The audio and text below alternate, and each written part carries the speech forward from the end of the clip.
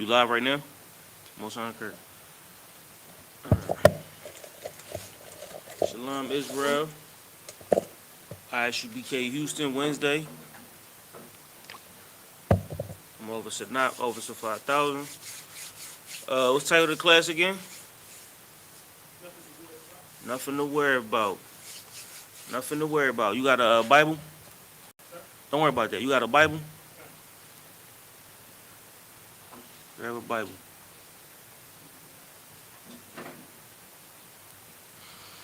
Grab a Bible. Alright, so, So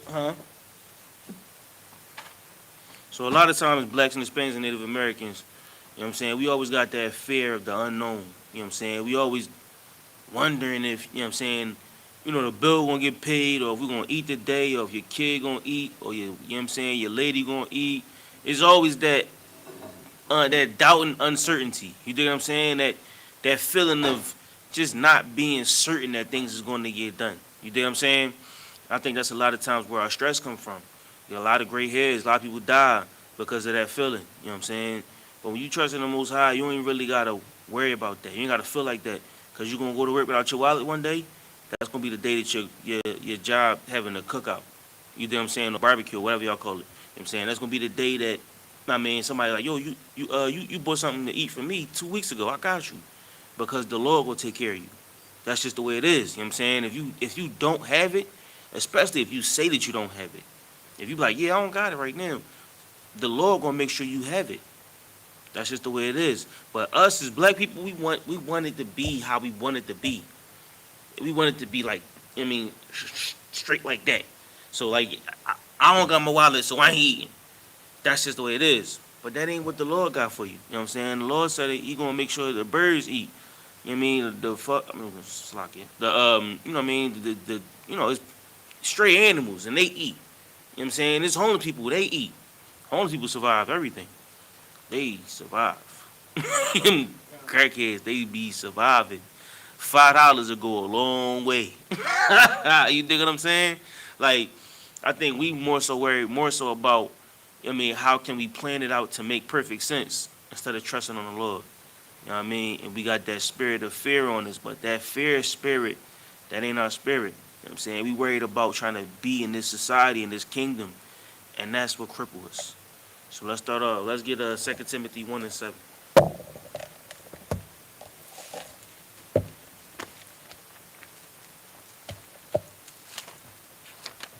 I got this song stuck in my head. This LMA song. I just keep singing it, so it's a lock if I just wanted to just sing it, because that joint stuck in my head.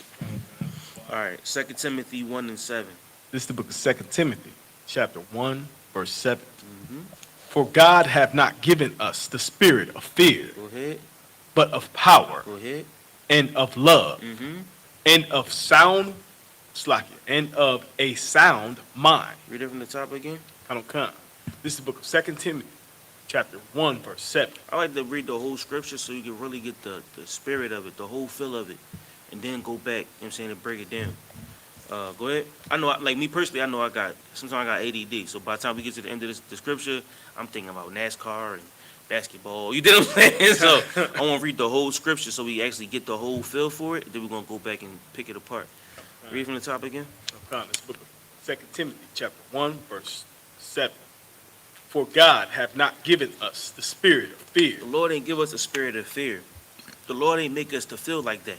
The Lord ain't make us to think, that somebody else can overpower us, that something can overpower us, or some kind of bill, some piece of paper can overpower us, some phone call.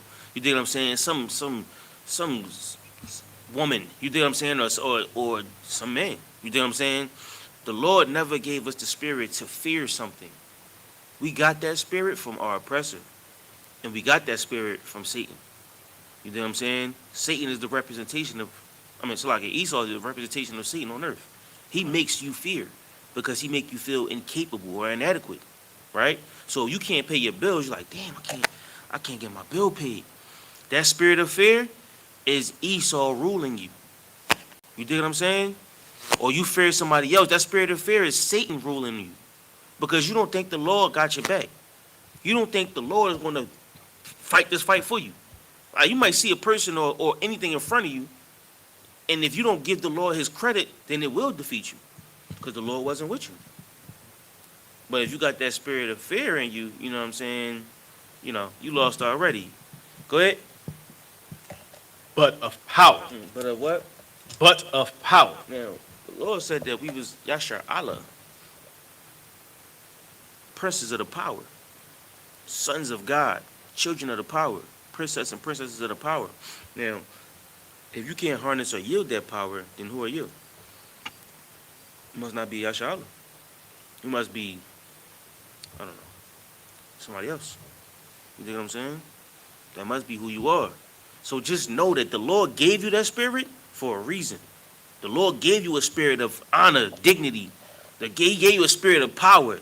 He gave you a spirit of triumph for a reason. Because if you was to fear everything, then you can't conquer anything, especially yourself. Right or wrong? Absolutely. You can't. You got the microphone, right? Yeah, you can't even conquer yourself. So first thing you got to do is conquer that. It's a lot here. Conquer that bitch assness in yourself. You dig what I'm saying? I conquer the bitch ass nigga in yourself first. You know what I'm saying? Or that weak ass bitch in yourself first. Conquer whoever is in you first. And once you conquer them, then you can conquer the world. Then you can conquer the streets. Then you can conquer whatever you want to conquer, your household. But until you get rid of that BAN or that unruly woman inside of you, you can't conquer anything. Because you're stuck on step number one. The Lord gave you the spirit of fear. Not me. Not us. In this household, you're going to get rid of that spirit. One way or another. You're going to learn to trust in the Lord. Keep going. But of power. Go ahead. And of love. Now, what is love? Yaqubad. An action. Good answer. Give me some actions that love can be. Showing brotherhood. Brotherhood. I like it. Go ahead. And remaining a brother. Always being a brother. Now, explain on brotherhood. Basically, okay. Don't leave your brother hanging. Don't leave your brother hanging. Okay. Especially if you can help him out. Help him. Lead your brother the right way. Lead him. If you see your brother leaning on his own understanding, be like, hey, brother, get counsel, bro. Get counsel. You know what I'm saying? Don't destroy yourself if you thinking you're doing the right thing. Right. You know what I'm saying? Right. Exactly. You know what I'm saying? You respected somebody. You know what I'm saying? You listening to somebody. Or in some cases, if you love your parents, you obey them, which is listening. You know what I'm saying? Love is something you do. You know what I'm saying? So the Lord gave us that spirit, the spirit of work. You know what I'm saying? The spirit of faith. If you love the Lord, you're going to do this work. And if you ain't doing this work, then you don't love the Lord. That's our spirit. You know what I'm saying? We got a spirit of power and of love. That's work, all of it. So if you're not doing that, then you got that spirit of fear. Why don't you got the bills? Maybe because you wasn't working hard enough. Why don't you think you could beat this person in front of you? Because you don't think you worked hard enough, which means they conquered you already. You wasn't able to conquer yourself. You didn't fight the battle 2 months ago when you had the chance to, or 2 weeks ago when you didn't have the chance to. But now today is test time, and you didn't conquer the practice session. You wasn't there for practice. So when it's time for play or sports, you can't do it because you've lost. And now you're scared of the outcome. That's not the spirit that the Lord gave us. We stay ready. You ain't got to get ready. You're always ready because you powerful. You got the spirit of power and the spirit of love in you. Strong.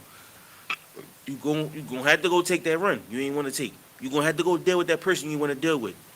You're going to have to go do it because otherwise you'll have that spirit of fear in you. Right? Keep going. And of a sound mind. Verse 8.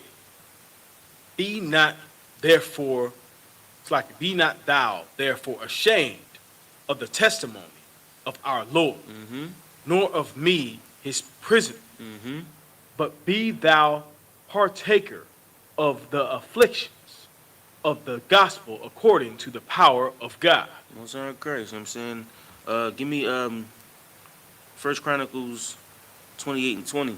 And that scripture said, be not ashamed of the testimony of the Lord. Don't be ashamed of when that day come. You know what I'm saying? Don't be ashamed of when the Lord actually show you that day.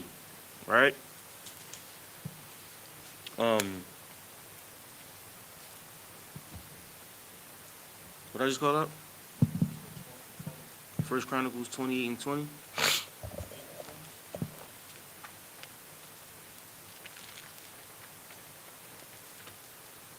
When that day finally come, and when that time finally comes, just be ready for it. Don't worry about it. First Chronicles 20 and 28. Yeah, 20, 28? 28. What did I say? 28 and 20. Kind of. Go ahead, you got it. This is the book of First Chronicles, chapter 28, verse 20. Mm-hmm. And David said to Solomon, his son, be strong and of good courage, and do it. Fear not, Go ahead. nor be dismayed, Go ahead. for the Lord God, even my God, Mm-hmm. will be there, will be with thee. Mm-hmm. Now, read that again from the top. Okay. This is the book of First Chronicles, chapter 28, verse 20. Go ahead. And David said to Solomon. Now, who's speaking right son, now? David. Tell me about David.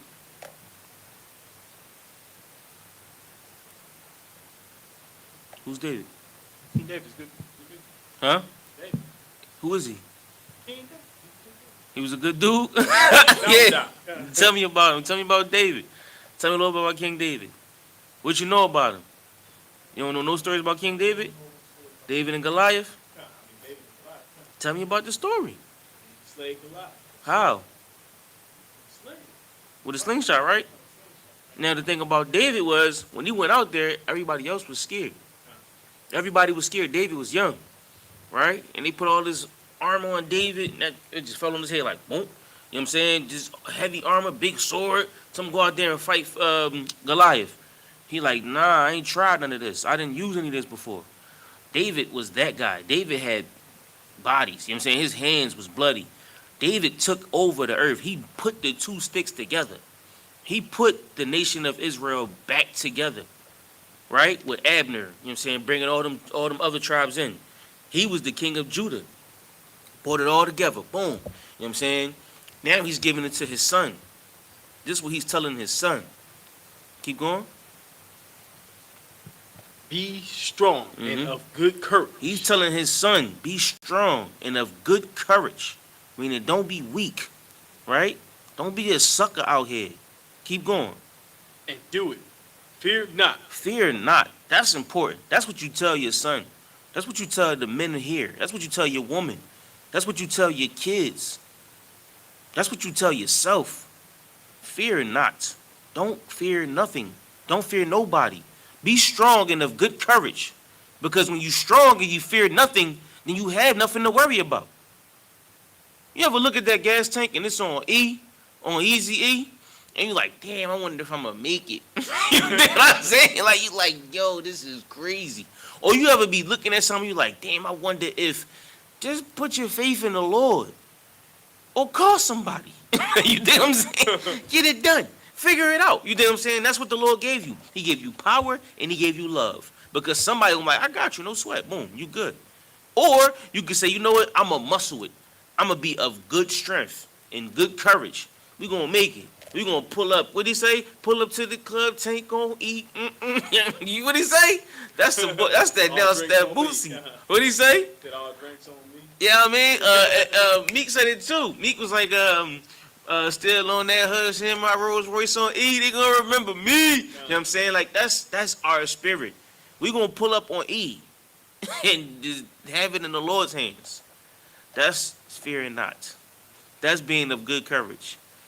Or is foolish as hell.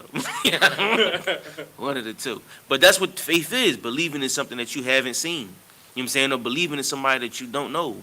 Or something or some power that you're not sure of. Because we can't be sure that the Lord is real. You know what I'm saying? We see the Lord like Most High Christ. That's us. But in the world, I think it's a God. You can't really be sure. But us coming in here, we got faith that the Lord is real. You know what I'm saying? It's a difference.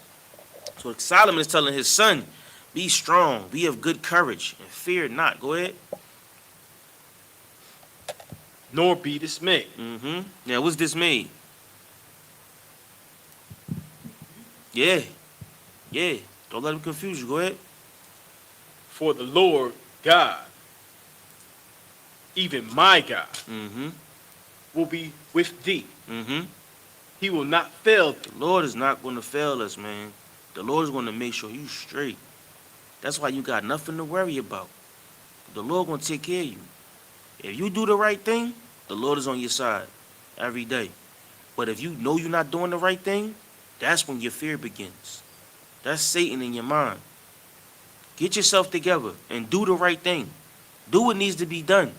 For the school, for yourself, for your family, for everybody. Do the right thing. That way the Lord going to be on your side.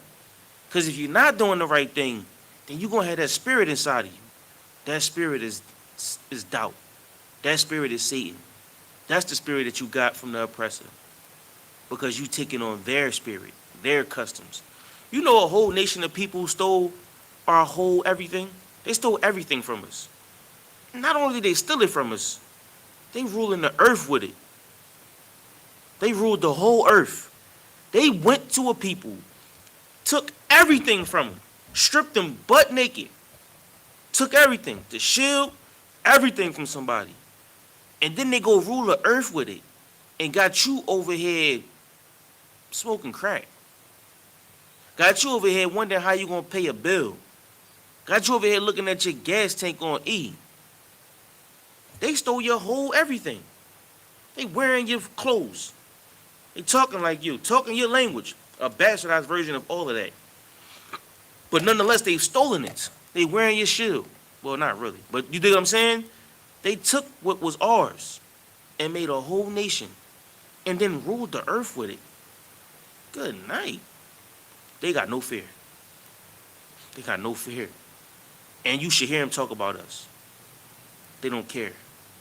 Because they got the spirit of power that they stole from us. Take it back, man. Take it all back. Because with us, the earth just looked different. With us, you know when they let the first black dude in football? I think it was in the 40s. That same dude won I think like 47. That same dude just got inducted into the Hall of Fame in 2000. Yeah. Yeah, college. I think it was in the College Hall of Fame from his college. They let him into football. They didn't know how he would coexist with white people or his oppressor. Not how good he would be, but if he can coexist with the oppressor and play football. He played for 9 years. Got the Hall of Fame. Huh? Look at that. Imagine you a football player in an all-Edomite football league. Do you know what they're going to say to you? Do you know how they're going to treat you? The things they're going to do to you in them locker rooms? Ooh-wee. And Esau is halfway colorful. You dig what I'm saying? Esau is halfway colorful. If you ever been around Esau for too long, you can see the colorful things that they do. They colorful. Right? Now, can you imagine being that brother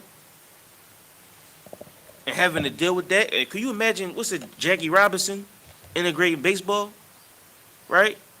They want to play baseball so much that they go into the oppressor's world and take it over.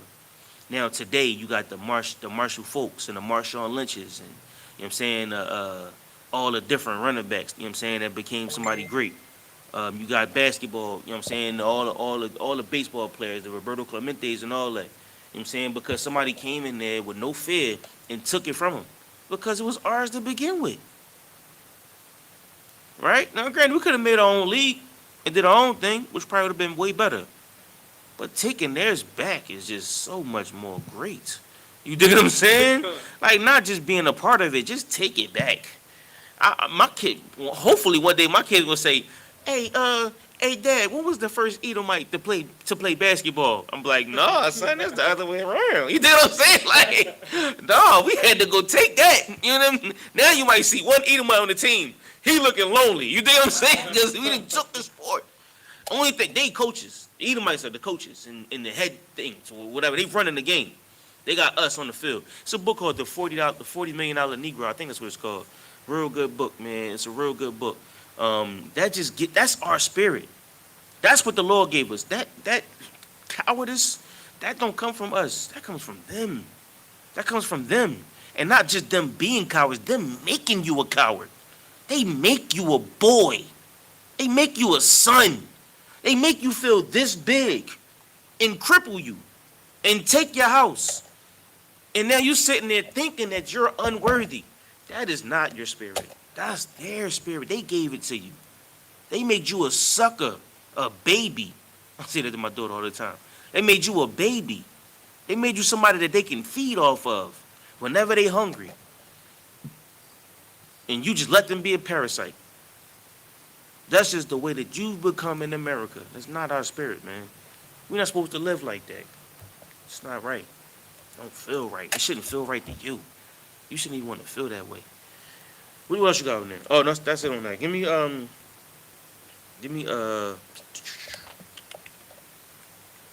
2 Samuel 23 and 2. Let me see what we got on this.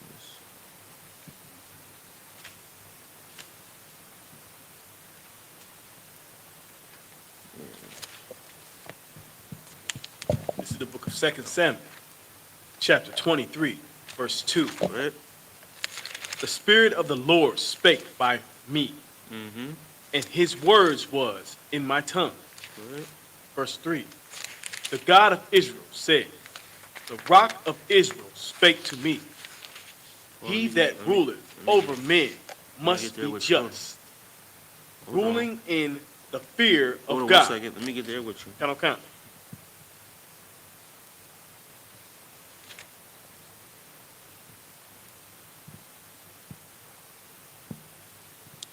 Start at verse 1.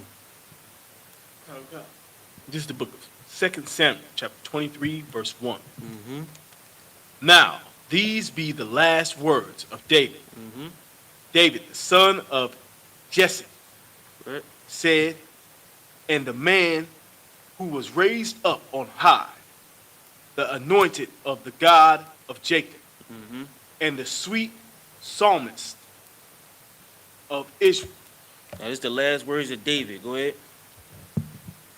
Sweet psalmist, psalm is like the songs, right? He was a songwriter, a poet. David was a poet. David had bars. You know what I'm saying? He was that guy. He was also very, very, very, very, very confident in who he was, right? Go ahead. Verse 2. The Spirit of the Lord spake by me. The Spirit of the Lord spake by him. That's how the Lord speaks. The Lord speaks through you. The Lord speaks through me. When you go talk to somebody that needs to hear what you got to say, that's the Lord speaking to them. Because they might be in some back alley somewhere or some gas station that the Lord just might not even be looking at. You dig what I'm saying? Like, they just might be at some super ducky block, some back block, John. You like, whoa. And then you speak to them. That's the Lord coming to visit that place. The Lord may have never been there before. You dig what I'm saying? The Lord may have never spoken to them before. But here you come. The Lord is speaking through you. Keep going. And his words, and his word was in my tongue. Mm-hmm. Verse 3. Now the Lord's words is in your tongue. That's just right here. Because you're going to tell them what they need to hear. Hey, brother, you know you an Israelite, right? You don't got, look. The Lord gave you a promise and lifestyle. You don't got to be here doing this. This ain't the life for you. You just building the oppressor's kingdom by doing this. You making his jails more beefy. You making his, police system and prison systems more beefy by doing what you're doing. Listen, brother, come work with us. Come serve the Lord. Come fight for the Lord. We got an army, you know what I'm saying, that's bigger than your eyes can see. That army is fighting the oppression in America. We here to save blacks and Hispanics from being oppressed in America. That's our duty. That's our job. We here to make sure you free. And what's freedom? Freedom is taking your brain back, taking your mind back from Satan. I'm going to give you the opportunity to come follow us. I'm going to give you the opportunity to come do the work of the Lord. Take this card, take this flyer, call this number. You see his number on the bottom of this flyer? Call it. If you want to change, call this number. If you're ready to change, call this number. But if not, enjoy your crack. You know what I'm saying? That's the Lord speaking to them through you. And that's the Lord's words in your tongue. Because the job is, Christ's whole job was to bring the nation back. That was his job. That's what he wanted to do. Bring the nation back together. That's what David wanted to do. That's what Nehemiah wanted to do. That's what Jeremiah wanted to do. That's what Ezra wanted to do. Everybody in the scripture wanted to bring Israel back together. That's it. And that's what you doing when you go speak to that person doing whatever they doing. You in some college somewhere, and you looking at them do whatever they do in that college.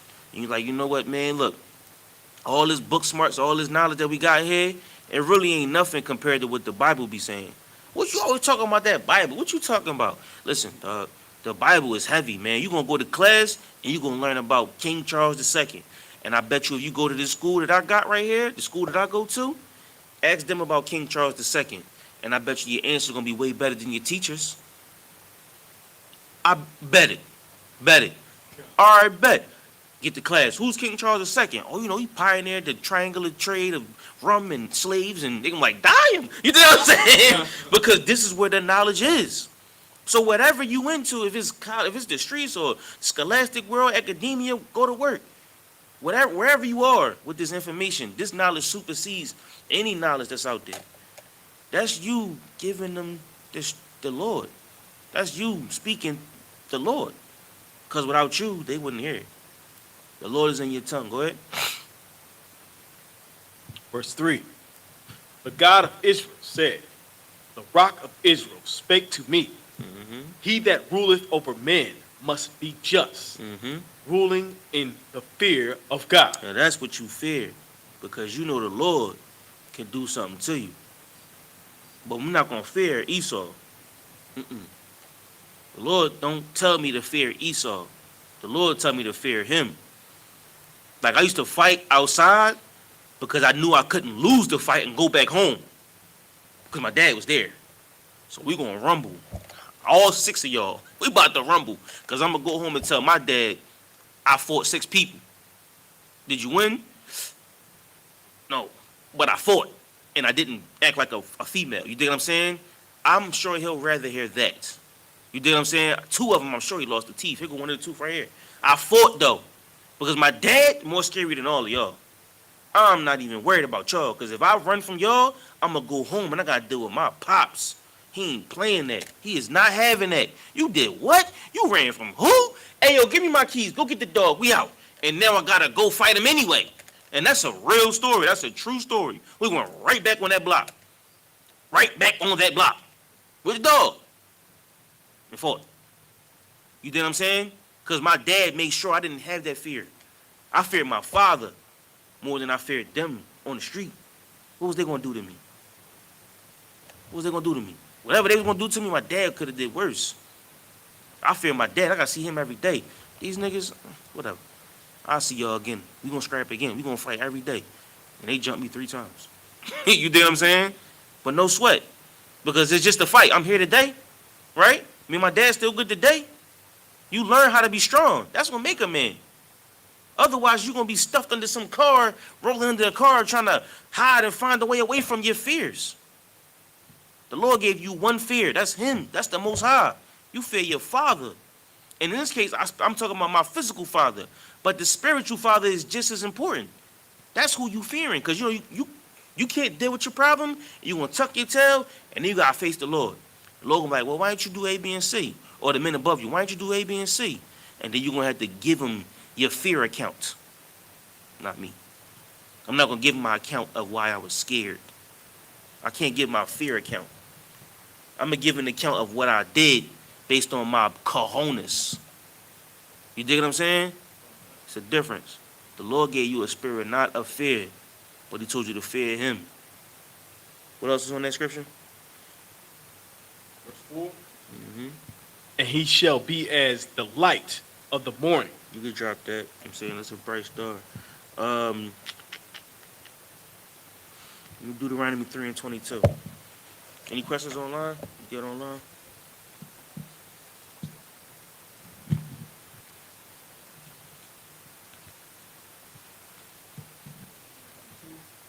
Yeah.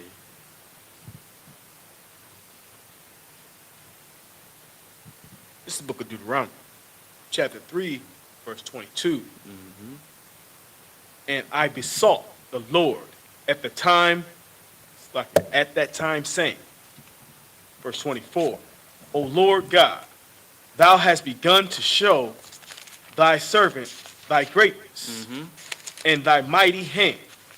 For what God is there in heaven or in earth Mm-hmm. that can do according to thy works Go ahead. Go ahead. and according to thy might? Mm-hmm. Verse, Keep going. verse 25. I pray thee, let me go over and see the good land Mm-hmm. that is beyond Jordan, Go ahead. that goodly mountain Mm-hmm. in Lebanon. It's like Lebanon. Mm-hmm. Verse 26. But the Lord was wroth with me Mm-hmm. for your, it's like wroth with me for your sakes, and would not hear me. And the Lord said unto me, let it, Where you at right now?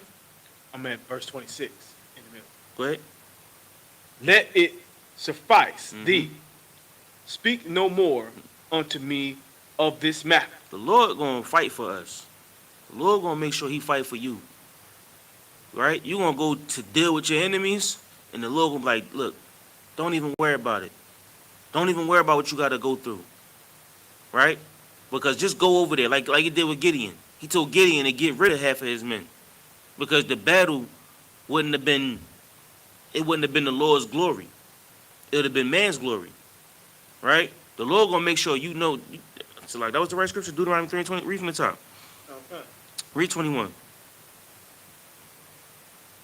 This book of Deuteronomy, chapter 3. That was read 22. You passed it. 22. Mm-hmm. This is the book of Deuteronomy, chapter 3, verse 22. Go ahead. Ye shall not fear them, Mm-hmm. for the Lord your God he shall fight for you. That's what I wanted. Read that again. Ye shall not fear them, Mm-hmm. for the Lord your God, he shall fight for you. So when Joshua went over, and Joshua, you know what Joshua did, right? Joshua, he put the nation together the first time, right? Right after Moses, Joshua really put the nation together. He built the nation. He built everything. So Joshua went and fought and took land and all kind of stuff. Read the book of Joshua. It's crazy. Joshua did it. He put his boot on the ground and left his foot in everybody's mouth. He took the lands. He was taking land. That's what Joshua was doing, right? And the Lord said, don't fear them, because I'm going to fight for you. That's what he told Joshua. And Joshua did not fear them. He didn't fear nobody. He put that work in. And then as soon as he put that work in, we just threw it away. As you'll see at the end of I think it's the next book. I think it's the beginning of Judges. You'll see that we had all this. Joshua made he made the land, and then we had Moabites living with us, and Philistines living with us, and everybody living with us, and then they became our oppressors because they was living with us. Joshua made it possible. He made Goshen on a grand scale, and then we just let Edomites move in. Like, yeah, you can live with us, no sweat. And then in 300 years, they was like, hey, y'all gotta go. You know what I'm saying? Esau moved in with us, and they just took over the house.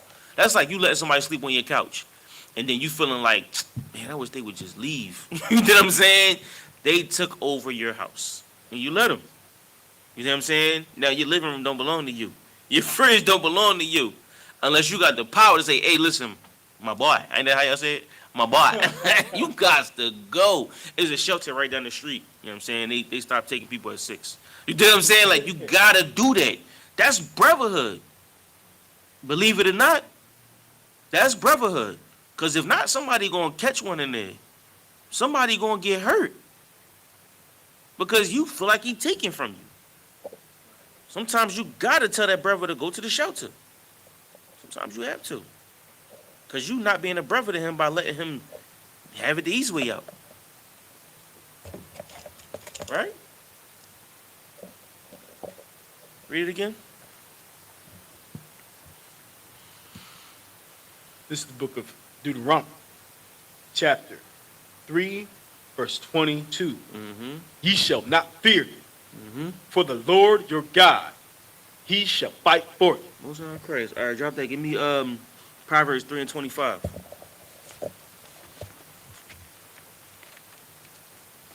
Yo, man, I almost died today, dog. Listen, we was moving this compressor around today, and Issachar brother, right? He husky, big too.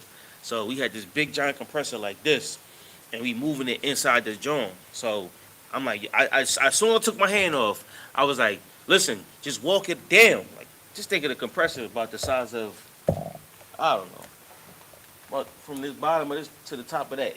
And I'm like, yo, just walk it down. And I'm standing up, he on a ladder. And we doing his work while it was live. One system was live, one system was dead, the one we working on. So he moves it down, and as soon as I let go and back up, that joint just blew up right in my face. Boom! And I was like, oh! But I had safety glasses on, right? Blew it right in my face. Boom! I was like, oh! Turned around and ran.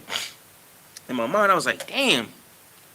Like, my reflexes was slow. Like, it wasn't slow, but even though I ran, and I ran pretty fast, is what they said, but I was still slow because I saw the explosion in my eyes. I seen it, and I felt it. And then we blew something up. So I'm like, I had to go get something to replace it. And the whole time I'm driving, I'm like, damn. Like, I was really close to that explosion. Like, I let go. It was like, just walk it back. And as soon as I let go like this, it blew up. Yeah. You know what I'm saying? And I'm sitting there, I'm like, damn, like, I really could have checked today. I really could have died. Then on the way home, I'm tired, getting drowsy, falling asleep. I'm like, yo, like, every day we looking at death right in the face. At any given moment, somebody could, you know what I mean, run a red light and it's all over. He was a good man. You know what I'm saying? Write something up for now. At any given moment, the Lord can take your spirit. He could take you out the game.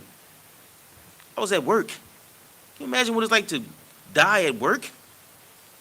I'm not even with my folks. You know what I'm saying? Like, dead to slavery, trying to do something for somebody else. Brother. Just make sure you know what's important in life. Because at any given moment, it can all be over. Like, I literally seen an explosion. And I just took a test like last week. And we watched explosions in people's face. They call arc flashes.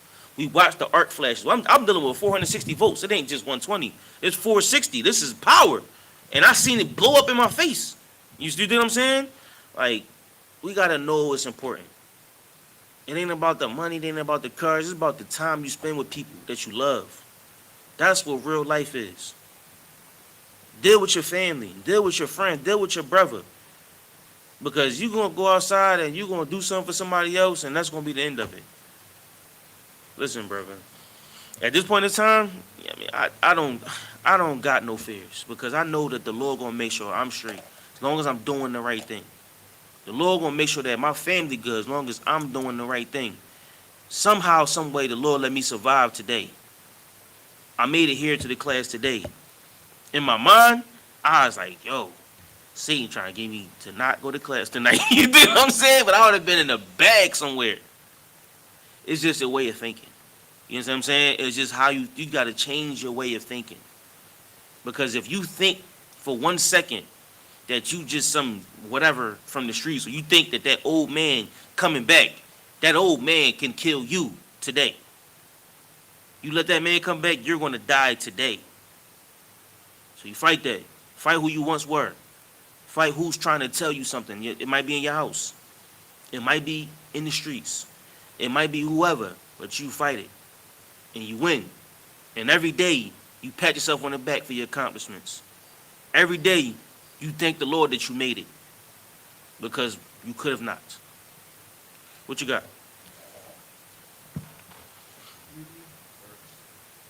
25.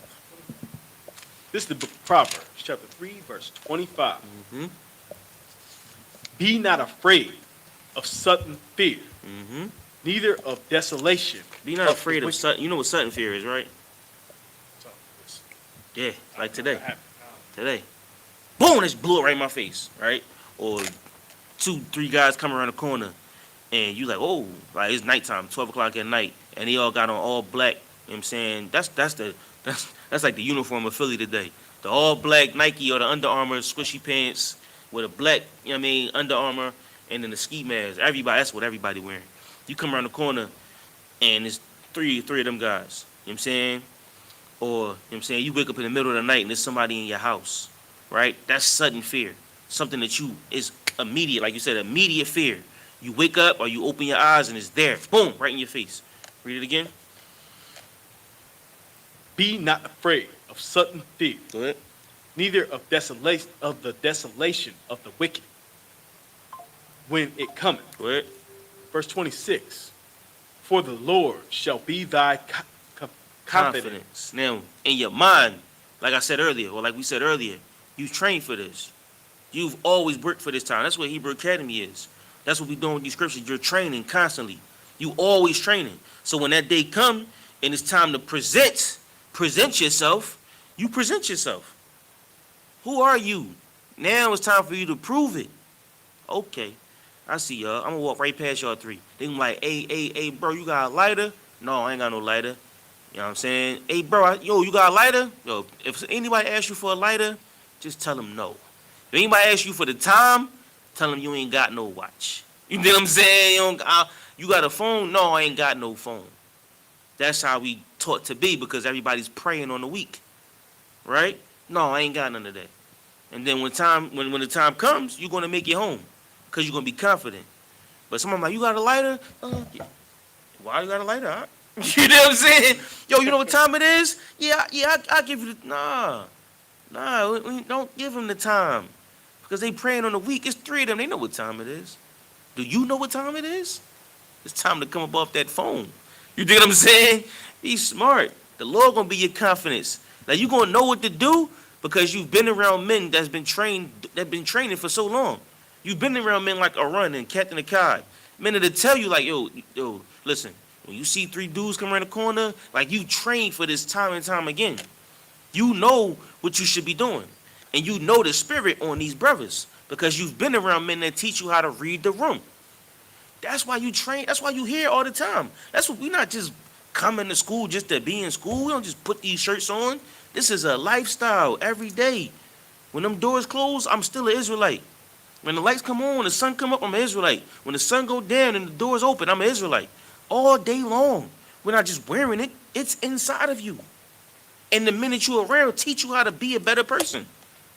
That's when the time to present yourself comes out. But until then, you might be faking the funk, and they're going to rob you. They're going to rob you. That's in Proverbs, the first chapter. Matter of fact, that's right around here. Start at verse 8, 1 and 8. Read 1 and 8. This is the book of Proverbs, chapter 1, verse 8. Go ahead. My son, hear the instructions of thy father, and forsake not the law of thy mother. Verse 9. For thy shall be an ornament of grace unto thy head. Keep going. And chains about thy neck. Keep going. Here Verse we go. 10. My son, Go ahead. if sinners entice thee, If a sinner entice you, a sinner is somebody that don't believe in the Lord, somebody that don't got no respect or no fear for the Lord, right? Keep going. consent thou not. If a sinner entice you, he's gonna say, yo, he's gonna offer you some sin, right? Don't listen to him. Go ahead. Verse 11. If they say, come with us, Now they're gonna say, come with us. Go ahead. let us lay wait for blood. We're gonna wait right here, right? We're gonna wait for blood. Go ahead. Let us lurk privily We're gonna lurk in the private. We're gonna lurk in the dark. Go ahead. for the innocent without cause. We're gonna wait for a Vic. You know what I'm saying? We're gonna get a sweet lick right now. Go ahead. Wait, Slack, without cause. So the innocent gonna walk up. That's gonna be you walking around the corner. La la la la. And them three little dudes, this is them. Right here. This what they thinking. They like, yo, come on, come with us. We're gonna catch a sweet lick. You see that dude right there with all them chains on? With all that walking by himself at night, looking at his phone like this, on Instagram and YouTube or whatever you want, looking at your phone. They like, yo, look at boy right there. Keep going. Verse 12. Let us swallow them up alive Go ahead. as the grave, They gonna take you like the grave. Go ahead. and whole as those that go down into the pit. The pit is the grave. Go ahead. Verse 13. We shall find all precious substance. They taking that phone. Go ahead. We shall fill our houses with spoil. They robbing you. They gonna take that watch. They gonna take that phone. They gonna take what's in your pocket, your gas card, your Easy Pass. They gonna take your supermarket cards, your ring, your sneakers. They gonna take all that. Go ahead. Verse 14. Cast in thy lot among us. They telling them. It's them telling them like, yo, cast in your lot. Come take a part in this. Let's get down. Go ahead. Let us all have one purse. We're gonna split the bag, bro. Look, we're gonna go over there. We're gonna take that. We're gonna split that. Or we're gonna go into this market. We're gonna steal everything in the market. We're gonna split it. Go ahead. Verse 15, my son, walk not thou in the way with them. Go ahead. Refrain thy foot from their path. Go ahead. Verse 16, for their foot run to evil Mm-hmm. and make haste to shed blood. They quick to shed blood. They quick to kill somebody. That's the day. Then they gonna rap about it. They gonna rap about you not being, you lacking. And they gonna be like, yo, we caught your man lacking on the block. They gonna call you young boy from the back block. They gonna call you, you gonna be coming out of McDonald's. And then they gonna make a diss song and stomping on a double cheeseburger. You know what I'm saying? Like, they're gonna rap about it. They're gonna clown you about it. Keep going. Verse 17, surely in vain the net is spread in the sight of any bird. And it's in vain. They do it for no reason. But the net is spread, and you're going to get caught in it if you can't see it. Right? That's going to be you walking around with your phone up like this because you don't know about the story of Gideon. You don't know the brother that was looking down in the water. You don't know how to walk. You don't know how to be a soldier, a man of the Most High. Instead, you looking at your phone, and they looking at you. And that net is right there for you. We call it the internet. You're there for a reason. You're going to be internet for real. Keep going. Verse 18, they lay wait for their own blood. But this the thing, though. If they dealing with a man of the Lord, they going to be laying wait for their own blood because you going to be ready. If they see any of the Shamar team and they try to fall on the Shamar team, they going to hit them with that Yakarab and send them to the hospital. You dig what I'm saying? Hit him with a couple ones and twos, you know what I'm saying? Get him out of there. And they going to make it out that back block. Keep going. They lurk privily for their own lives. Their own lives, what they going to lose. Go ahead. Verse 19, so are the ways of everyone that is greedy of gain, which taketh away the life of the owners thereof. Now, when you don't know this Bible, you don't know that. So you never learned this before, which is why you stick around men that can teach you that. Because they'll teach you how to be when you go into them dark alleyways, when you in the trenches, as we call it.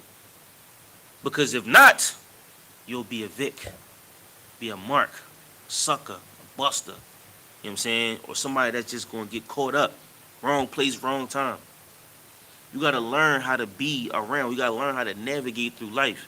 That's what this Bible does for you. The book of Proverbs is navigation through life. You can't fear them because the Lord is with you. And if you know what to do that day, you're going to hit him with a couple ones and twos. You know what I'm saying? Or like Isupk say, I got a punch for him. You know what I'm saying? Like you hit him with that, and then you're going to make it out that alleyway. The Lord was with you. But if the Lord was not with you, you're going to have one sneaker on. You're going to have one sneaker on, and nobody can't call nobody. That's going to be your night. And we're going to be hearing the story about how you leaving the truth because ain't nobody teach you how to fight. And that's a true story, believe it or not. It's a true story. That boy was getting 240 ounces every night. And they caught him lacking, put him under the card. We had to go get that jacket. We had to go get that cover. Ooh-wee. I don't know where he is today, but he gave that joint up. He left the truth. We don't make these stories up. We don't make these, and that was on 58th Street. We don't make these stories up. We don't make these up. This is real life. You think we just talking? No. We've been doing this for a long time. Walked down many streets. Bent many corners. Seen a bunch of stone cold weenies. Stone cold weirdos. You know what I'm saying?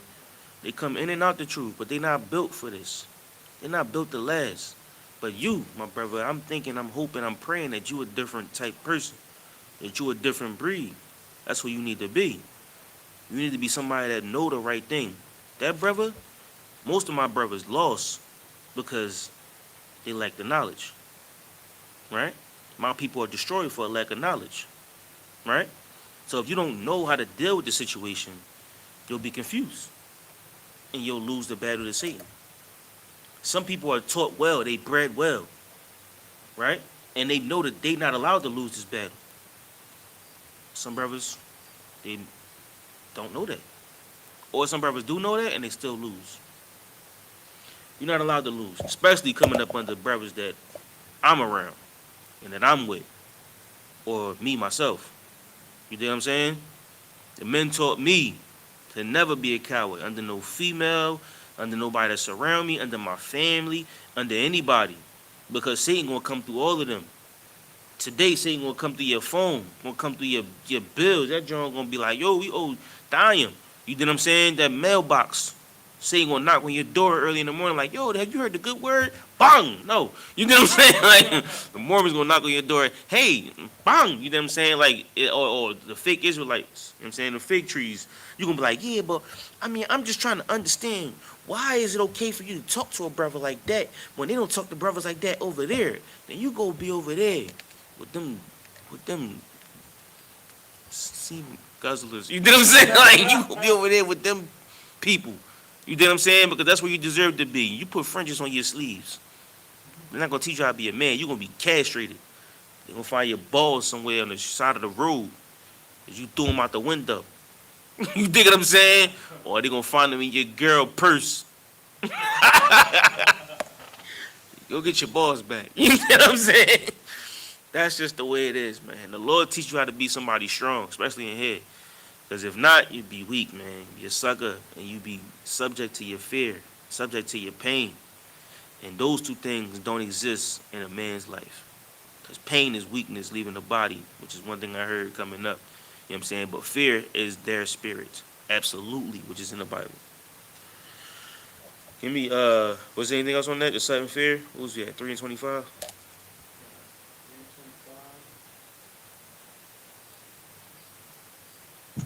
Yeah, that Verse was 26. it. That was it.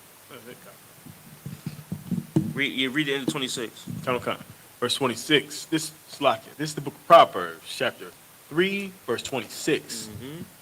For the Lord shall be thine confidence, Mm-hmm. and shall keep thy foot from being taken. The Lord gonna make sure your foot don't be taken. The Lord gonna make sure that wherever you go, wherever you step, you're gonna be in the right place. Give me Psalms 56 and 4.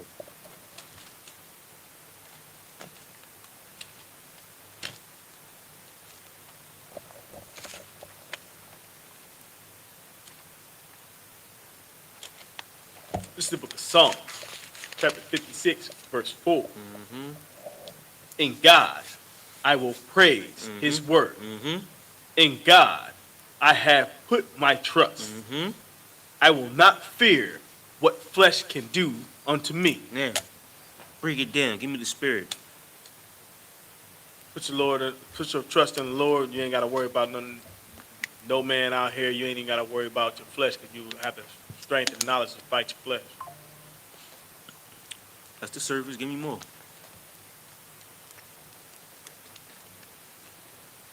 Whatever you get yourself into, God can get you out. I like it. You do know that you come back. Your spirit gonna come back on earth, right? Time. You go with the Most High and then you come back. Yeah. So if you fight and you stand for the Most High on this life, you'll be blessed in your next life. Time. You dig what I'm saying? Most people, when that day come, they fall that last day because you're scared of what the flesh can do to you. And not just their flesh, your flesh. Right? You cower under that flesh, under that, carnal spirit, or that spirit that Esau gave to you. That day you cower under that, you lose your spirit. And even if that's your last day, you're going to come back born to a crackhead. You're going to come back addicted to dope and heroin. You're going to come back and have to live, in some Bronx in the 70s, Bronx in the 80s, some hellhole. You know what I'm saying? Because your last choice, you gave up. And now you start over. So now you got to find the truth all over again. You got to be a trooper all over again. But some brothers are born in the truth. Some brothers is having children today. And that child made it back into the truth without having to work for it. He'll never smoke weed. He'll never eat pork. He'll never have to deal with the insanity in the world. But you, when you give it up that day, you're going to have to come back and you're going to cry many nights. You're going to eat hunger for dinner for many nights. You're going to deal with them roaches in the cereal for many nights. trying to find a way to find the Lord again. And that pain is going to try to eat you alive again because you let it win that last moment. Read it again.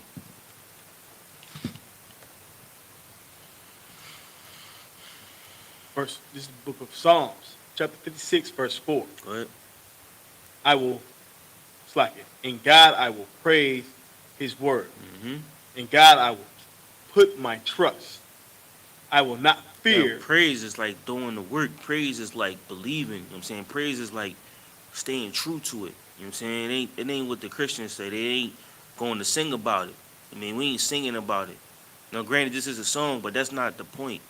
You know what I'm saying? You go to church and they just sing about something. That's what they call praise. They be like, yeah, it's praise. It's praise and worship hour. And they just be singing. Oh, that's cool. And they just be singing. You think I'm saying? Like that ain't what we doing in here. Like it's work to do. So the Lord's word, yeah, we gonna keep it. We gonna honor it. And what's your favorite answer for everything? Keep the what? Law, statutes, and commandments. That's the praise. Keep going. I will not fear what flesh can do unto me. You missed the parts of that. And God, I have put my trust. You know what I'm saying? What is trust? Loyalty. I'll take it. Loyalty, respect, honor, all of those things. You know what I'm saying? Trusting somebody is like you get in the car with them and you ain't looking at the speedometer. You get in the car with somebody and you look at how fast they going, or you checking the mirrors. You know what I'm saying? Or you put your seatbelt on. Trust is you getting in that car and you just know you're gonna make it to where you're getting to. That's trust. Like I don't even gotta worry about me getting where I'm going. I trust you. Go ahead. I will not fear what flesh can do up unto me. All right, drop that. Give me Isaiah 51:7.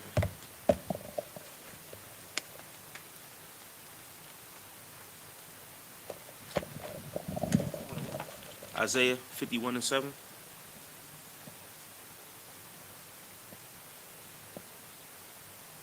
When y'all get the time, man, y'all should find one of these books that y'all like Isaiah, Ezekiel, Joshua. Find a book that you like and just go read it.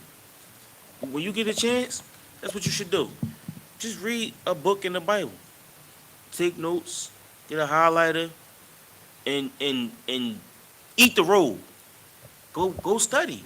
And then when you come back, you should have questions like, yo, when we talking about earlier before class, you should have questions like that, like, yo, who were these people and what did they do? And how did this happen? Because you reading the story, but you need other parts of the story to put it together.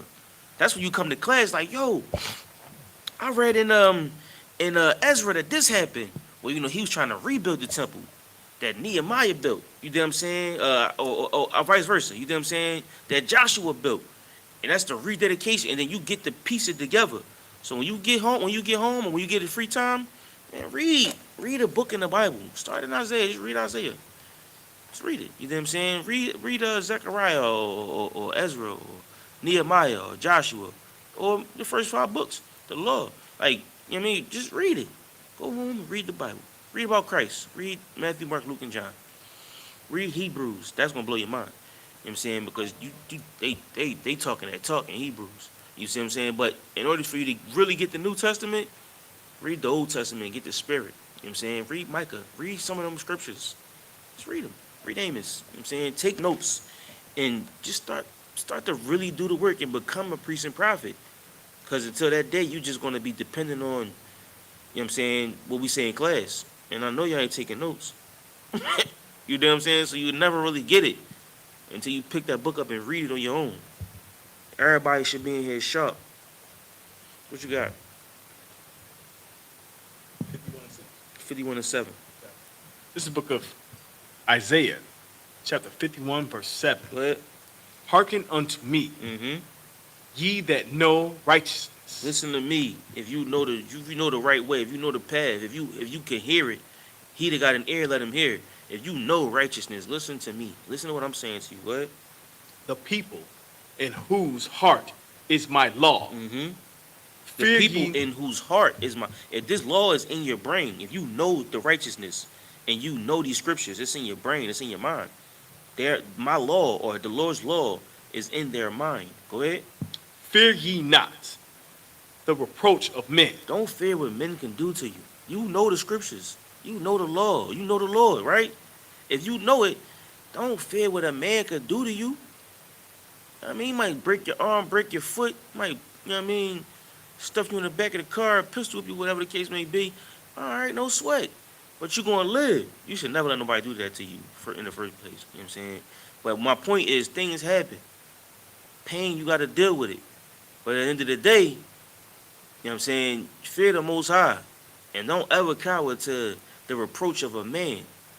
Keep going. Neither be ye afraid of their revelings. Don't be afraid of their revelings, man. Like, that's just life on earth. Like, think about Esdras. Esdras asking questions like, yo, why is it so bad here?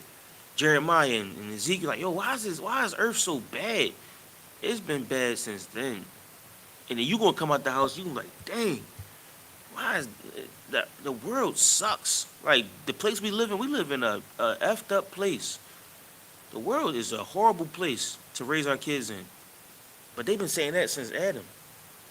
Since Noah. Noah was like, yo, y'all niggas is retarded. You did what I'm saying? No, like, yo, get on this boat. They're like, no, cuz, we gonna go over here. Such and such got a party. And we got a big bag of wine. You dig what I'm saying? And Noah probably was like, y'all niggas is crazy, man. Like, and he probably just telling them that the world is gonna end. And they like, no, cuz, we chilling, man. Look, we over here. We vibing out. You silly. You gonna build a boat. It ain't even raining. What are you building a boat for? It ain't even no water. What, you gonna walk your boat to the water? They probably start, you know how black people is. They probably start cutting on him like, yo, look at your boat. You can't even make, you probably start grinding him up. Like, look, your boat don't even look like a boat. And then Noah probably was like, man, y'all niggas crazy. You kept building. You just playing like whatever. You know what I'm saying? Y'all talk about me. That day gonna come when you gonna talk about yourself. And y'all gonna be sitting there trying to get on this boat. That's how it's been since day one. It's been just like it is outside since day one. They had projects in Egypt. They had police brutality in Egypt. They had drugs in Egypt. You know what I mean? There was addicts in Egypt. Same thing in slavery. You know what I'm saying? Those quarters that we live in, that's projects. That's the slave quarters. You know what I'm saying? We live in slave quarters today. Same thing. Drugs, you know what I'm saying? We go to work where the big house is. We go work by the big house. You know what I'm saying? Go in the field all day, work all day, and then you go home and you take that little bit of money, and then you pay the bills, and then you take what little bit of scraps you got and pray that your family can eat. And you work until you die. It's been the same since Egypt. We living in the same earth we always lived in. Ezra came outside like, damn, where's the beginning of the wicked heart? Man, look, it's just the way the world is. And we just got to deal with it. But one day, that spirit is going to fall. All of that is going to fall. And they all going to be under your rulership, under your power. That's going to be a different earth. When that day come, ooh-wee, that's the kingdom of heaven. But until then, you got to go outside and see somebody getting their head knocked off over a nick bag. Or you got to go outside and see all 4 of your tires are stolen. All 4 of your tires are stolen. You dig what I'm saying? Like, they took all 4 of your tires, left your car on the cinder block. You dig what I'm saying? Like, you got to go outside and see cinder blocks under your rims. That's where we got to live at. Until the one day come when we can just change the earth. That's what I pray for. I pray for that day. Because I don't want to live here. I don't want my children to grow up in this earth. So every day I pray for more brothers to learn this truth. So they're not out there doing that. You dig what I'm saying? They're not out there trying to rob you for $250 or trying to go shoot somebody and then go to jail and come out on bail and shoot somebody again and then be on the run for shooting somebody because you was in jail for shooting somebody. Then you shoot at the cops and then the cops shoot you and you die.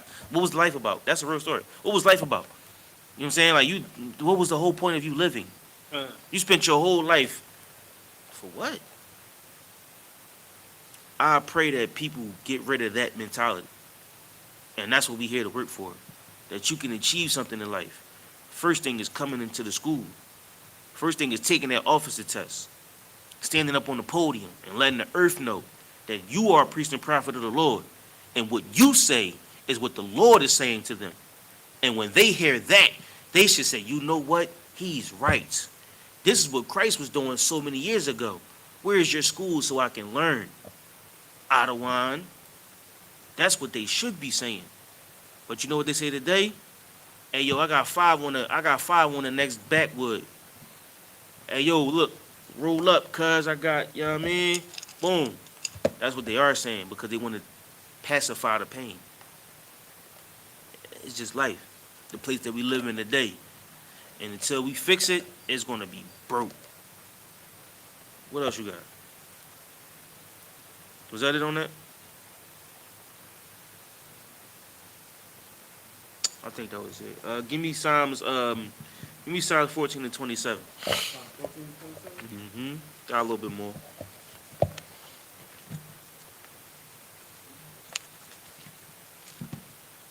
This is the book of Psalms, chapter 14, verse 20. Hold on. 14 and 7? No. 14 and 27.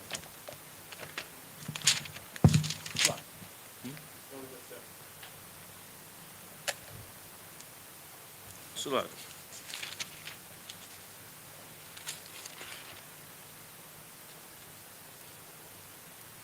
So, 19 and 9.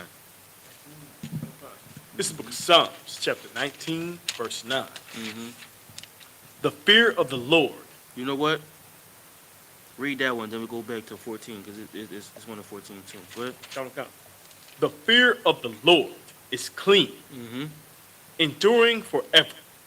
The judgment of the Lord are Nah, that's not what I wanted. That's not what I wanted. It's 19, 14 and yeah.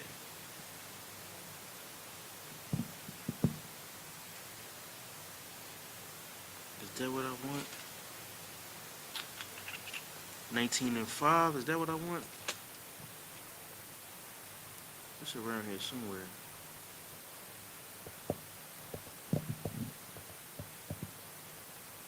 Read 19 and 5. This is the book of Psalms, chapter 19, verse 5. Which is as bridge. I'm sorry, 14 and 5. Count. This is the book of Psalms, chapter 14, verse 5. There were they in great fear. God is in the generations of the righteous. Verse 6. Ye have shamed the counsel of the poor, because the Lord is his refuge. And y'all get that, you know what I'm saying? That's not what I want, though. That's not what I want, though. All right, let's drop that. That's my bad. Salaki. Give me Ecclesiastes 8 and 12.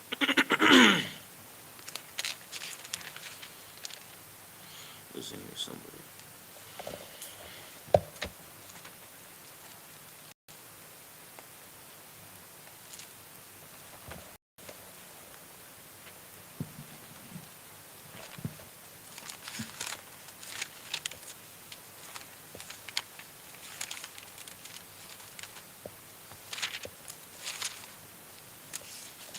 You got it? Ecclesiastes right at the Proverbs and Psalms.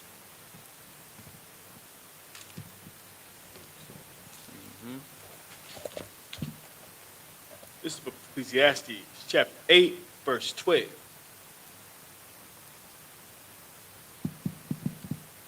Though a sinner do evil 100 times, Go ahead.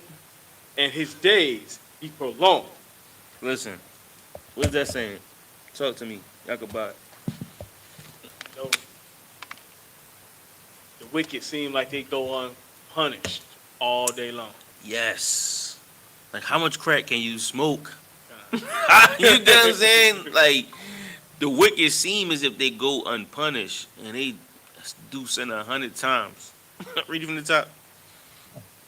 Though the sinner do evil 100 times. They do it 100 times, dog. They do it over and over and over again. They just piling on the sins.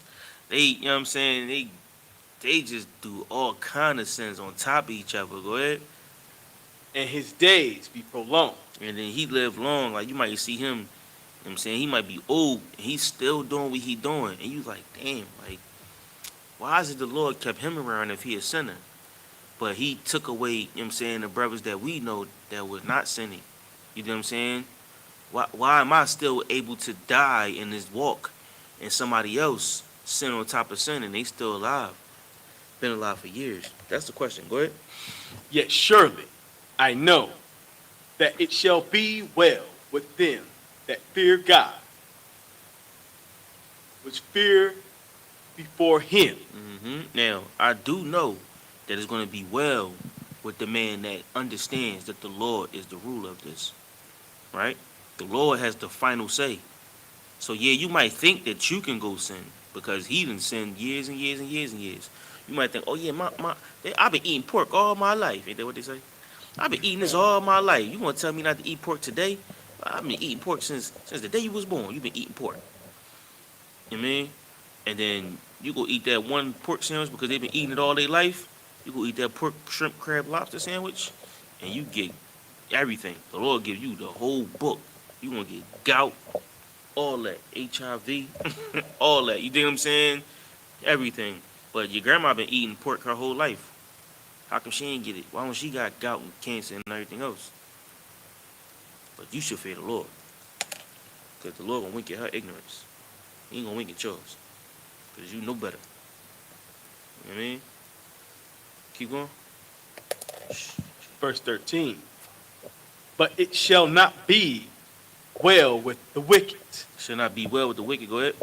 neither shall he prolong his days, which are as a shadow, because he feared not before God. Now, read that one more time. But it shall not be well with the wicked, It's not gonna be well with them. Even though you think it's gonna be cool with them, it's not really gonna be cool with them. Their days they may do wicked 100 times over. And you see them and you just looking at them like, damn. The strip club just seems so appealing. You like, damn, they go strip every day. They don't gonna have no problems. And then you gonna be what was the John from Players Club?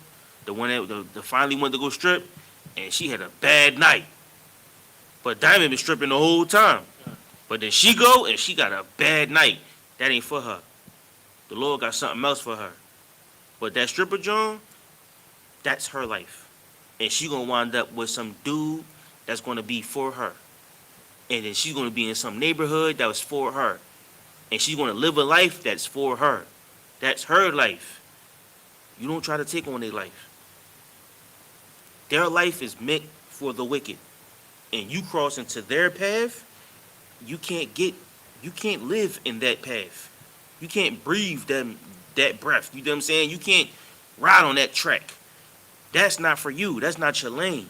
And if you try to feed off of that lifestyle, it won't work. You're going to get sick. You're going to get bit. Keep going. neither shall he prolong his days, which are as a shadow, because he feareth not before God. Them days, like, they going to be lurking right there. Like, it's inevitable. Like a shadow. It's inevitable that the wicked going to get what's coming to him. You should fear the Most High. Because you know that he's going to get whatever is coming to him that day. And if he don't get it this life, he going to get it the next. You dig what I'm saying? Any more on that? Sir. Go to 14, there is vanity. Nah. I mean, that's a real good scripture, but that's not what we want. That's not that whole chapter 8 is crazy. Read verse 1. Verse 1? Yeah, 8:1. Ecclesiastes 8:1. This is the book of Ecclesiastes, chapter 8, verse 1. Mm-hmm. Who is the wise man? Mm-hmm. It's like, who is as the wise man? Go ahead. And who knoweth the interpretation of a thing? Mm-hmm. A man's wisdom maketh his face to shine, Mm-hmm. and the boldness of his face shall be changed. Ooh, though that whole chapter is crazy. Listen, Ecclesiastes is one of them books, man. All right, y'all. This David. Drop that. Give me y'all got that? You know what I mean? Matter of fact, let's go with it anyway. Give me Matthew 10 and 28. I'm sure you heard this 1,000 times.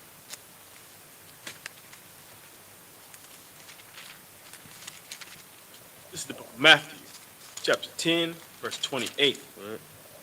And fear not them which kill the body, Mm-hmm. but are not able to kill the soul, What?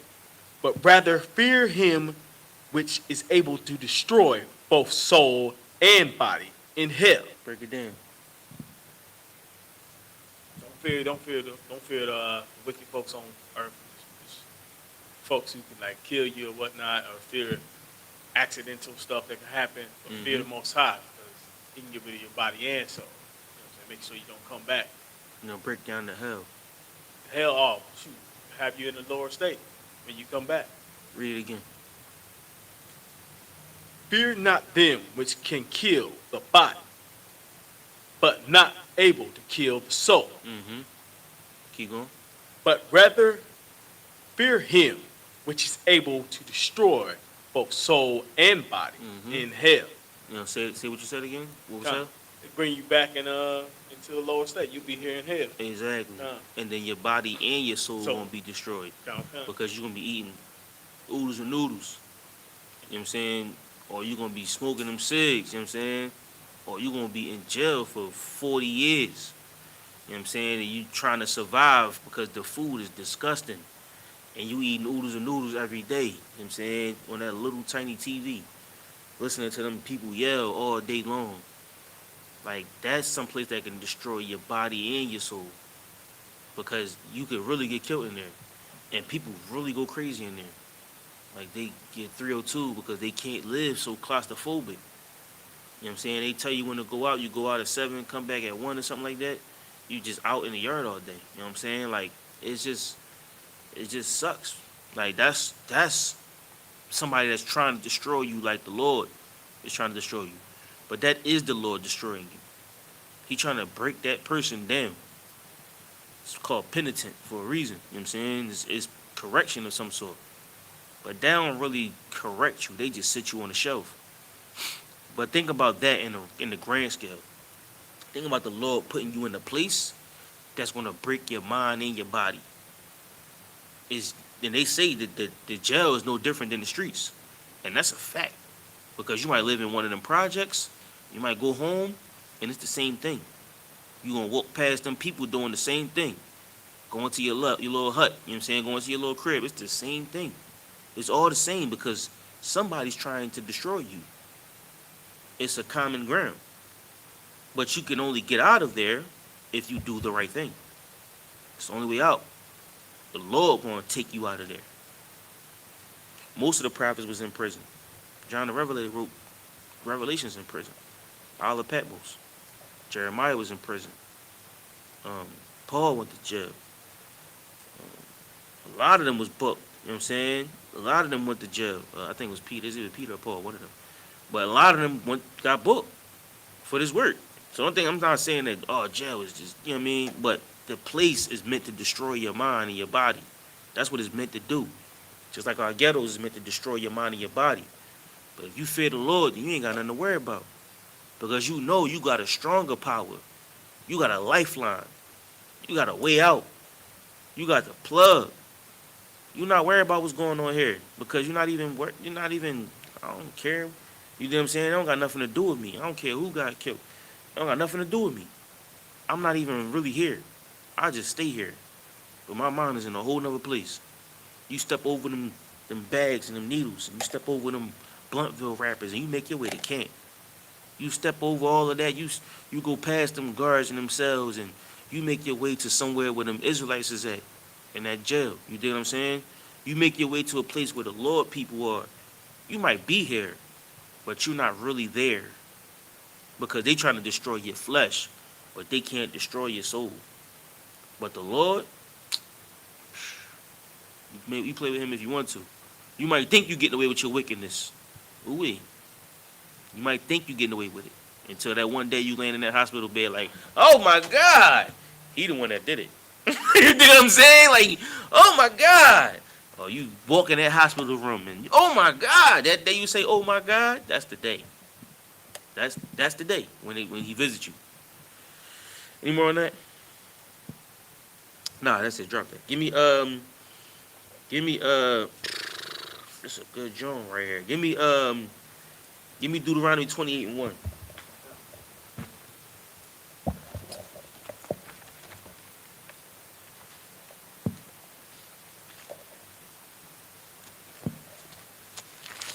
This is the book of Deuteronomy, chapter 28, verse 1. And it shall come to pass, if thou shalt hearken diligently unto the voice of the Lord thy God, to observe and to do all his commandments, which I command thee this day, that the Lord thy God will set thee on high above all nations Above all nations. on That's what the we earth. need. That's what we need above all nations. Give me verse 7. On account. This book of Deuteronomy, chapter 28, verse 7. The Lord shall cause thine enemies that rise up against thee to be smitten before thy face. Now, if we was to listen to the Lord and you do the right thing, everybody that come up against you is going to fall in front of your face. We see it here in the UPK all the time. I mean, when I first came in, you know what I'm saying, and just seeing the battles that they get into, I remember I tried to get into a battle on the train and got smushed. I thought I could do it. I was a young man. That day I knew I was really a young man. I was trying to be like Captain Ward. You know what I'm saying? Be like Captain Israelite. You know what I mean? Captain Cotton. You know what I'm saying? I got crushed on the train that day. Came back, Captain Buff. I came back. I'm like, yo. I told him what happened. You know what I'm saying? And I vowed that day that it'll never happen again. But I didn't know how to fear the Lord. Because during those days, I was not fearing the Lord. I was in a whole nother bag. And that's why it's good for y'all to teach. It's good for y'all to be here in these classes because we made the mistakes that y'all making. You know what I'm saying? We've been where y'all been for the most part. You know what I'm saying? We've done the stupid things that you may be doing. You know what I mean? Like just being in your sin and trying to come about the world, and then you're gonna try to teach somebody about the Bible. You know what I mean? And that boy cooked me. He was a Muslim boy. He cooked me. I'm trying to pull a Bible in my precept book. I was like, no, put that away. And I put it away like, oh, hold up. And I swear I knew the Bible. I did not, bro. Because Islam was so close to what I was learning. I didn't know how to tell the difference. I was a young man, you know what I'm saying? But as I grew into the truth, I get to see the spirit on things. And I could have cooked him a certain kind of way. Like every day I think about that day on that train. I could have cooked him, but I lost because I wasn't practicing. Right? Read verse 7 again. Okay. The Lord shall cause thine enemies that rise up against thee to be smitten before thy face. Read verse 1 again too. Okay. This book of Deuteronomy, chapter 28, verse 1.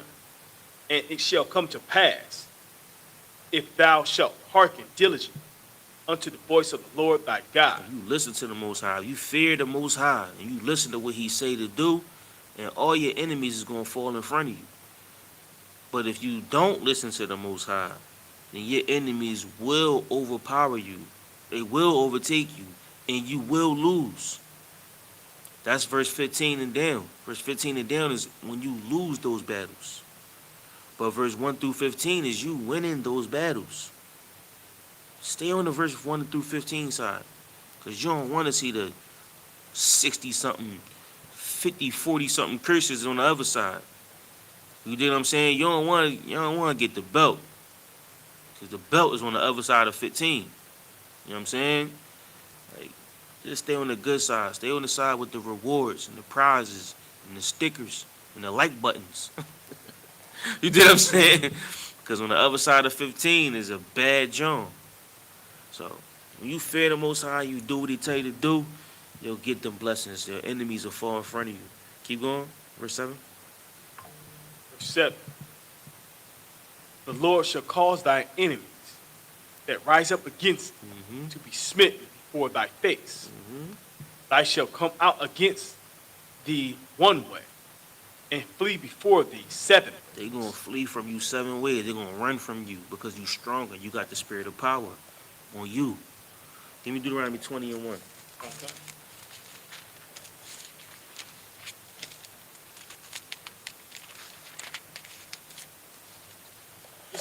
Deuteronomy chapter 20, verse 1. Mm-hmm. When thou goest out to battle against thine enemies, Mm-hmm. and settest Yeah, go ahead. See it. and seest horses Mm-hmm. and chariots and a people more than thou. So now you going out to battle, right? Now this is a story. You going out and you see an obstacle that you feel is greater than what you've signed up for, right? You see something that you feel like can overpower you or you think is overpowering. And you see it and you look at it and you're like, oh man, I think I barked up the wrong tree, right? Go ahead. And a people more than thou. Mm-hmm. Damn. Be not afraid of them, Go ahead. for the Lord thy God is with thee, Mm-hmm. which brought thee up out of the land of Egypt. Now here's the thing though. The Lord told us how to get out of Egypt through Moses. We listened to Moses, follow Moses, which that should probably be next week, following the men above you. You know what I'm saying? We followed Moses and we made it out of Egypt. Right? Now, don't go and try to fight your own battles. Don't go off your own understanding. You following the men above you, and y'all get to a place and you feel like it's too much. Or you get to Hebrew Academy and you like, this is just too much. I've bit off more than I can chew. Or you get to camp and it's a mass of people at camp, and they coming to they throwing everything at the whole concession stand at the camp, and in your mind you just like, this is just too much, right? You thinking how am I going to make it out of this, right? The Lord said He gonna be with you in that day, because you followed the man that He given you to follow, right? Keep going.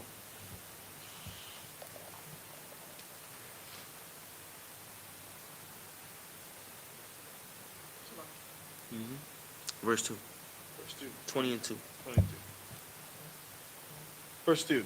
And it shall be when ye are come nigh unto the battle, Mm-hmm. that the priest shall approach and speak unto the people. Go ahead. Verse 3. And shall say unto them, Hear, O Israel, ye approach this day unto battle against your enemies. Mm-hmm. Let not your hearts faint. Go ahead. Fear not, and do not tremble. This is what the priest is saying. This is what you should be saying to that person that got a battle that they feel like they can't overcome. Maybe drug addiction. Maybe they woman. It may be whatever they under, whatever rock they can't crawl from under. This is what you say to them. When you walk up to them, say, fear not. Fear not. Don't tremble. The Lord is with you. That's your job. That's what you say to them. Go ahead. Neither be ye terrified Don't be because terrified. of them. Go ahead. Verse 4. For the Lord your God is he that goeth with you Mm-hmm. to fight for you against your enemies, Go ahead. to save you. Mm-hmm. Verse 5. And the officers shall speak unto the people, saying, What man is there that hath built a new house, Mm-hmm. and have not dedicated it? Let him go and return to his house, Go ahead. lest he die in the battle, Mm-hmm. and another man dedicate it. So there's somebody that feels like he haven't done what he should be doing, right? Let him not be in this battle, because his head is not going to be here. He going to die, and some other man going to dedicate their house, right? Keep going. Verse 6. And what man is he that hath planted a vineyard, and have not yet eaten of it? Go ahead. Let him also go and return unto his house. It's somebody that's like, man, look, I got this car that I ain't drive yet. I got this family of mine that's at the house. He's not thinking about this battle. He's thinking about the life that he's going to leave. He's thinking about the things that he may lose. The priest is telling him, fear not. What you think they scared? Like, what you think a person thinking about when he's scared? That's the question. Loss. Loss. What are you going to lose? So they thinking about all the things that they going to lose. I got a house that I ain't really finished yet. Damn. My lady live in there. My kids live in there. I planted a vineyard. I got a job. You know what I'm saying? Damn, I might lose my job. You know what I'm saying? Or if you're talking to that person that don't have anything of that, and you trying to get them straight, you like, they like, man, you know what? I just want to get high one more time. I just want that. One more hit, one more blast. And you know, with all them drugs, you got to stay up. They probably up right now. You know what I'm saying? They just need that one more bump just to stay up. You know what I'm saying? They can never come down. And you're like, you know what? Them drugs is more important to you. You should go do your drugs. You know what I'm saying? That house is more important. Go live in your house. That job is important. You know what? Most high Christ. Go work your slavery. Go ahead. Lest he die in the battle, and another man eat of it. Go ahead. Verse 7. And what man is there that have brotherhood, that have brothel, Betrothed. betrothed, Brothel is crazy. Go ahead. Brothel is insane. Go betrothed, ahead. Go ahead. that have betrothed a wife, Mm-hmm. and have not taken her. Mm-hmm. Let him go and return unto his house, lest he die in battle, Mm-hmm. and another man take her. Now they're thinking about dying because they're thinking about what they have too much. Like your mind is there. Like you there too much. You know what I'm saying? Like you just care about what's there. You don't care about what's in front of you. You don't care about the men that we see here. You might walk up and you're like, damn, you see the battle, you're like, oh, this gonna be one of them. And in your mind, you're like, damn, I got my kids and my wife, and you know what I'm saying? I got slavery, and you know what I'm saying? I got this and I got that. And you about to lose all of that anyway. And you feel like going to war means you're gonna lose everything. That's what my old head told me when I was a young boy. He's like, listen, if you're not scared to lose everything, then I would suggest you going to war. But if you're scared of losing anything, it's not wise to go to war. Because they might bring it to your mom crib. You might have to move your mom out. And if you cool with moving your mom out, then go ahead. But if you're not cool with moving your mom out, you're not cool with moving your dad out, you know what I'm saying? If you cool with somebody coming to your crib and doing something to your folks, then, you know what I'm saying, then go to war. But if you're not cool with that, then just, you know what I'm saying, just go the other way. And I feel like those was wise words, you know what I'm saying? Because if I didn't listen to that brother that day, who knows what could have happened? You know what I'm saying? Like, just being in a place where somebody can tell you something like that, you just know that, like, that's a warrior spirit, first of all. You in the middle of a war or a battle. But this is that person telling you, like, if you got a place that's more comfy, if you got cares in the world, then go care about those cares. That was me a long time ago. But if you got cares that you care about, then go take care of what you care about. But if you don't care about those things and you ready for this battle, you ready for this fight, you ready for this war, you got to take your mind off all of that. And you're going to have to physically detach yourself from all of that. Damn. Your wife, your house, your job, all of that. You have to physically detach to win this battle. If you scared to die in this war and you scared that those things are going to suffer, then you should go take care of those things. That's on you. And I bet some men left that day. Keep going.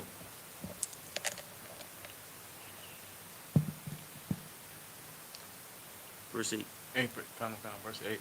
And the officers shall speak further unto the people, and they shall say, what man is there that is fearful and faint-hearted? Good.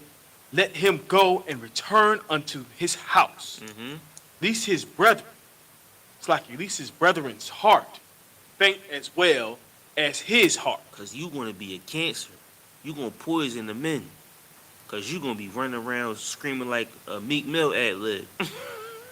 You're going to be screaming and, you know what I'm saying? You know what I'm saying? Like, you're going to be just weak. And your weakness is going to rub off on everybody. And then we're going to have to die to save you. If you're not ready for this, go in the house. Go home. Go go play where you safe at. You not safe here. Because these men ready to go kill something. These men ready to get, Lord willing, they make it home. But that don't matter. Because it's a greater battle. But if you scared of that, just go home, man. Just go be home. If you're not ready to come into the truth and really serve the Lord, then just be a student. Just stay a trooper. Stay at 50. You know what I'm saying? Just stay somewhere where you safe at. Because once you get up to where men are, then you gonna have to fight. If you ain't ready to fight, then just play where it's safe at. Go ahead. Keep going. Verse 9. And it shall be, when the officers have made an end of speaking unto the people, that they shall make captains of the armies to lead the people. Keep going. Verse 10.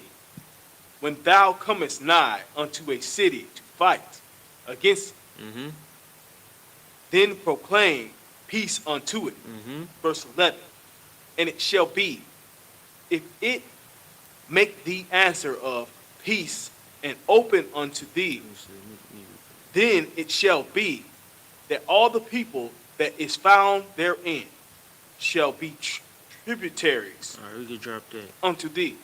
We can drop that. But that's good. That whole chapter is good. Let me Nehemiah 4 and 14. Two more scriptures and we out of here.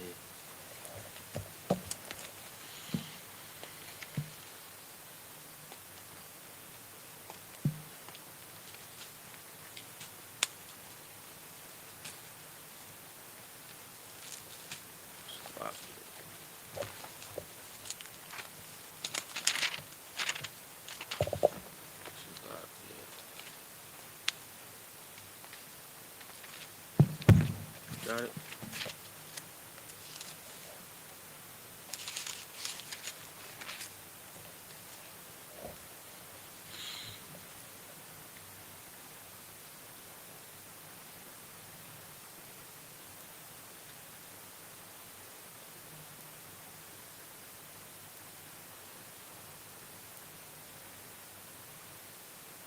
You got it? Now this part in the Bible, this is Nehemiah. So after this part, they repairing. Was it Nehemiah?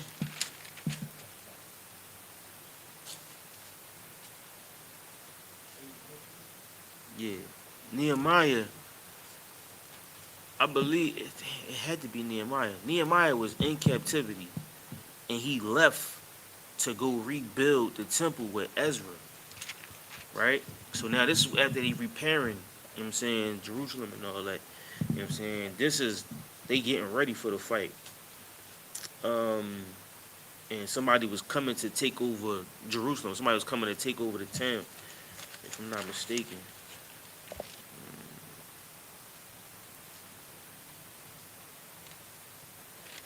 Go ahead, read that scripture.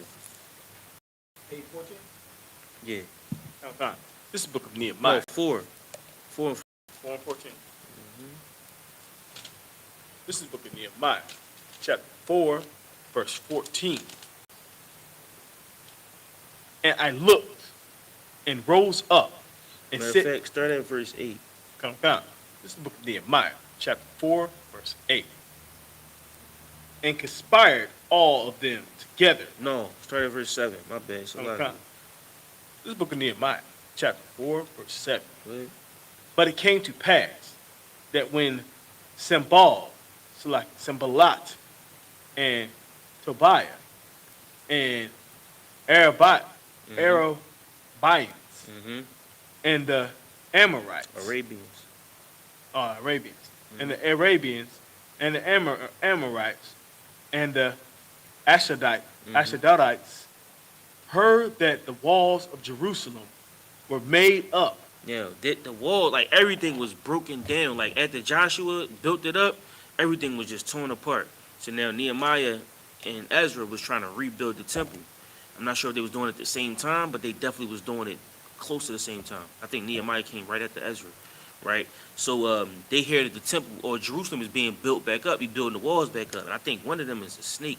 one of them was he went out to tell like, yo, they rebuilding the walls, and so now these people heard about it and they like, oh yeah, the walls is built back up, like they closing in the city. To keep people out.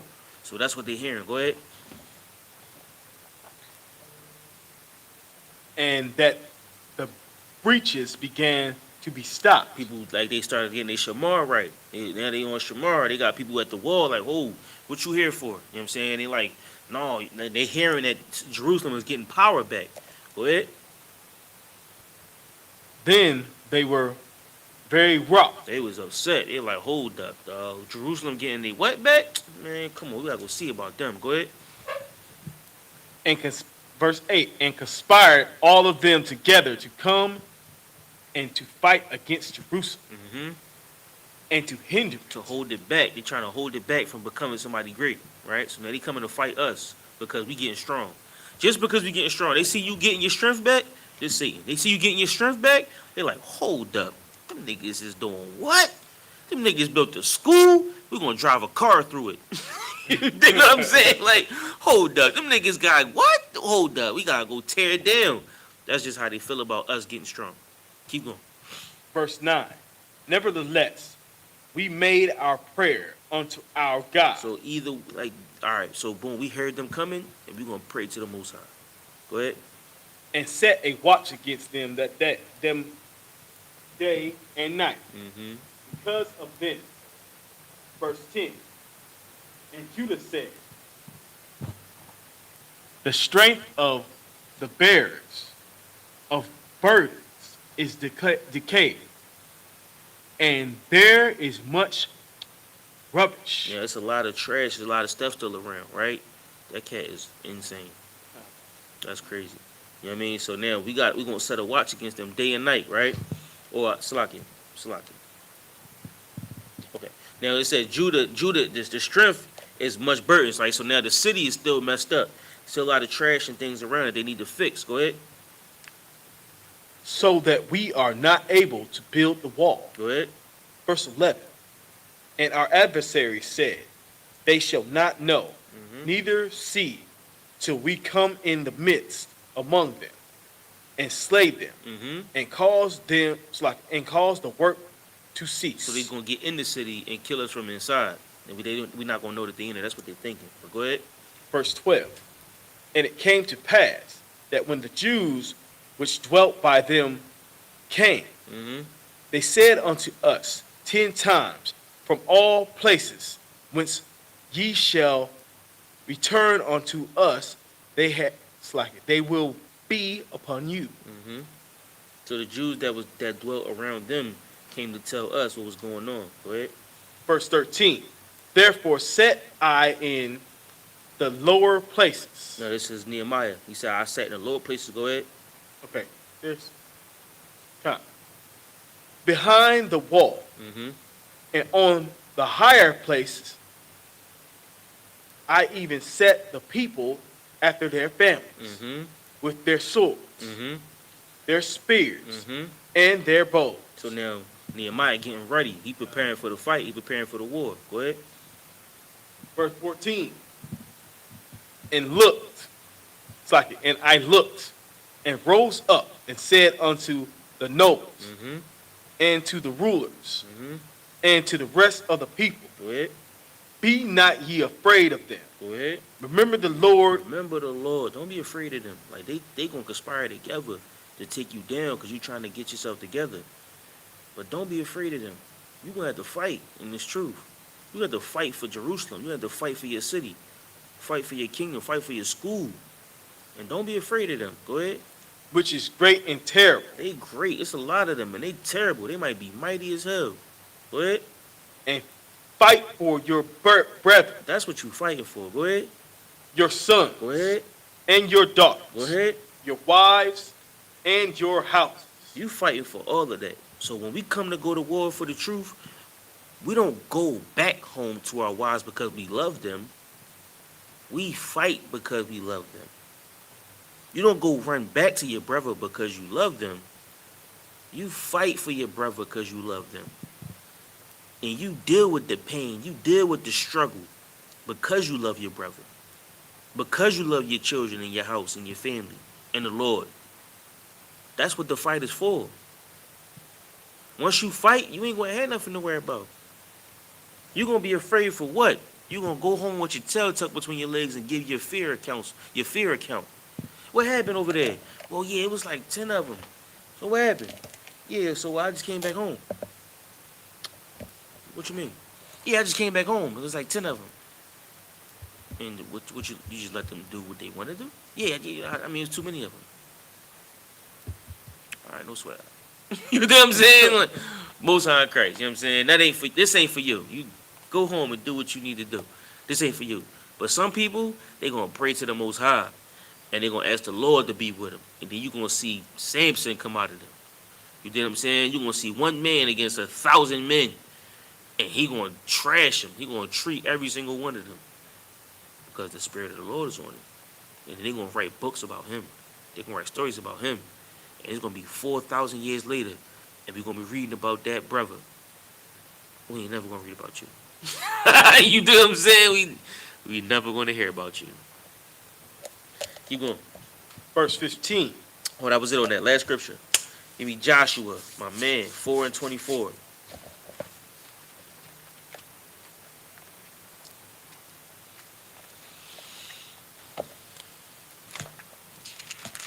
Joshua 4 and 24. 4 and 24.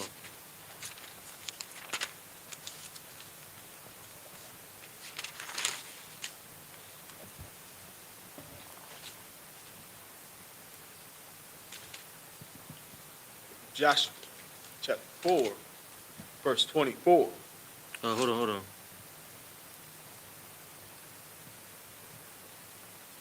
Start at 22. Wait, Okay. hold on.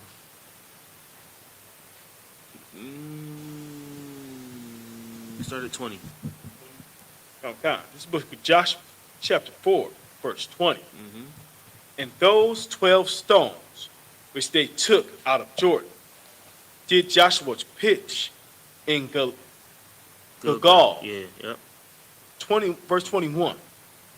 And he spake unto the children of Israel, saying, when your children shall ask their fathers in time to come, saying, what mean these stones? Go ahead. Verse 22. Then ye shall let your children know, saying, Israel came over this Jordan on dry land. We came over that water. We came through that river, but it was dry. We came over that river, but it was dry. That river, we came through that, and it was dry. That's what you're going to tell your children. What these stones mean? What does Bible mean? Oh, you don't know what that Bible? You want to know what that Bible mean? We're going to tell you about what that Bible mean. Joshua was telling his sons about how we came out of Egypt. That's what these stones. These stones are a remembrance of us coming through that water, but it was dry. Keep going. Verse 23. For the Lord your God dried up the waters of Jordan from before you, Mm-hmm. until ye were passed over, Mm-hmm. as the Lord your God did to the Red Sea, Mm-hmm. which he dried up from before us, Mm-hmm. until we were gone over. Go ahead. Verse 24. That all the people of the earth might know the hand of the Lord, Mm-hmm. that it is mighty, Mm-hmm. that ye might fear the Lord your God forever. Listen, you fear the Most High, you fear the Lord, you ain't got nothing to worry about, man. But if you out there doing something crazy, then you got everything to worry about. Just stay strong, man. Stay strong in this truth. We got one body, one spirit. You know what I'm saying? All of that is you coming back to the Most High. You coming back to the truth. You coming back and learning that you are one of the 12 tribes of Israel. And when that day comes, you can make the earth a better place overnight. But until then, we're going to have to deal with the robbing. We're going to have to deal with the shootings. We're going to have to deal with the long sentences. We're going to have to deal with the police and, deal with the politicians and the crooked politicians and all of the simple laws. Like in Philly, they got a new mayor, right? Sherelle Parker. The first thing she did was she banned the ski mask. That's cool, right? No sweat. Then she went to the area of Philly that's drug infested and shut the street down and sent all the criminals and all the drug addicts everywhere else. Now, after that, she banned tinted windows, which means that if your car is parked on the side of the street, they're gonna ticket you. If you driving, they're gonna ticket you. Before, if your car is parked, they can't mess with it. But now, parking authority can ticket your car, and they can tow your car for having tinted windows. The latest one was you can't work on your car outside on the street.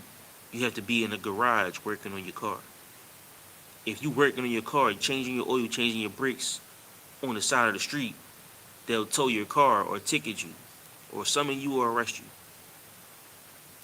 Now, she's not dealing with the problem. She's dealing with the symptoms. That's the black mayor that they elected in the Philly. Now, her folks got beat up on the side of the road by cops, and she was up in her uproar about the police and their actions. But some little Hispanic kid got shot by the cops, and she didn't see nothing wrong. That's who y'all elected in the office.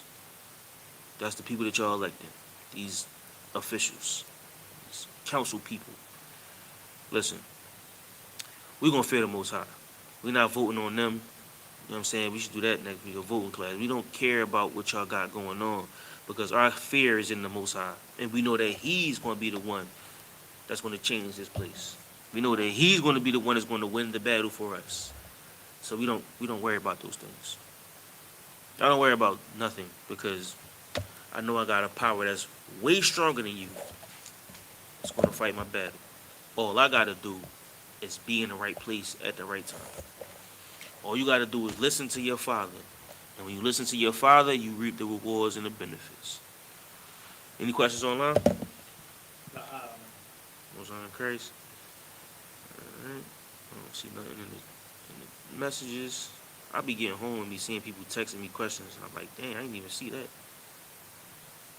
Facebook. Anything on Facebook?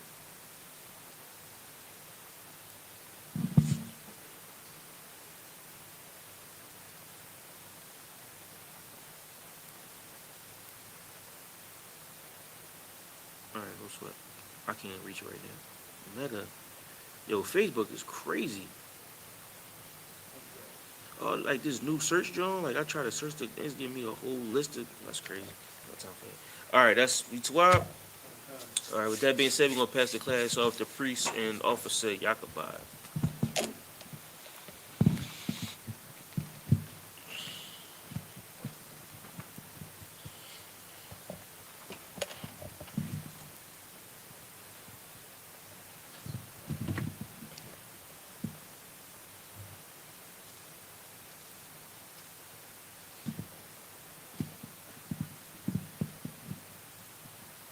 We are the Israelite School of Universal Practical Knowledge, started on 1 West 125th Street, Harlem, New York. Rule for new brother or sister. When a new brother or sister comes into the school, they are off limits for 6 months. They are to be saluted only. They are here to shed themselves to the world. If they need transportation, the teacher will arrange it. After 6 months, if a brother or sister has an interest in a particular person, he or she must get permission from the head to speak to a brother or sister. There's another 6-month period in which the brother or sister will court each other. After this 6-month period, the brother or sister will get permission from the head to marry. Tithes, which is a commandment. The book of Numbers, chapter 18, verse 21. The book of Malachi, chapter 3, verses 8 through 10. Ma'asharah, which means tenth in the Hebrew. 10% of every penny of any increase the Lord gives you. Give to the Treasury Department or teacher.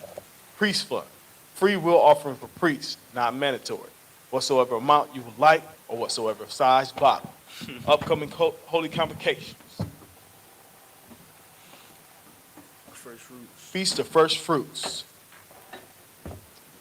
Monday, June 17, 2024. Starts before sundown. The book of Leviticus 23:10 through 22. Celebrate 50 days count from April 28th. if anyone wants to become a trooper in the school, start wearing all black boots, shirt, pants, headband, and or scarf. And these are the security announcements. What's on crazy? All right. With that being said, make sure y'all pay your tithes. Make sure y'all pay your camp funds. You know what I'm saying? Help the truth, man. Support the truth, man, because there's a lot of work to be done, especially this summer. A lot of stuff coming up, man, so make sure you do what you can. Like, you know what I mean? Food, I mean, if you cooking, cook for the camp. You know what I mean? If you're a sister, a lot of work to be done, man. So just put your brick in somehow, some way. And make sure you put your money where your mouth is. You know what I'm saying? With that being said, we'll get a brother's one courtesy salute. Min Israel Amajim, which means to stand. Min Israel Amadu Shabbat, Amajim. Barak, Yahweh Ba'ashem Yahushua Brakathum. Yajim Matah, Saw. Min Israel will get a sister's one courtesy salute. Min Israel Amadu Shabbat, Amajim. Barak, Yahweh Shamar Latah Ba'ashem Yahushua. Yajim Matah, class dismissed.